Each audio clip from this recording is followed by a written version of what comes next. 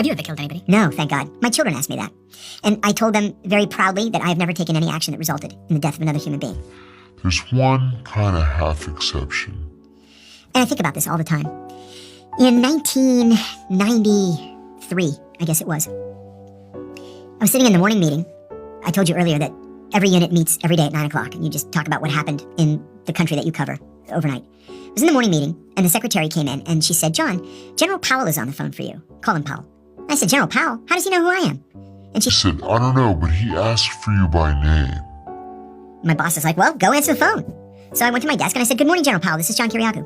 And he says, John, if the Iraqis were going to kill the president, who would actually be in charge of that operation?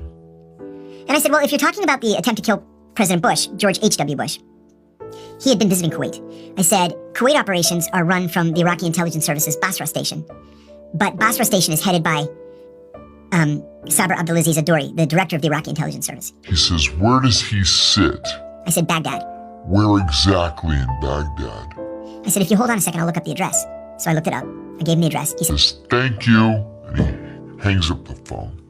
I go back in the meeting. They were like, what do you want? I said, he wanted to know about Sabr Adori and the attempt to kill President Bush. I'm like, okay. 8 hours later, we fired 47 cruise missiles into Iraqi intelligence service headquarters. But by then it was the middle of the night in Baghdad. And we killed the janitor.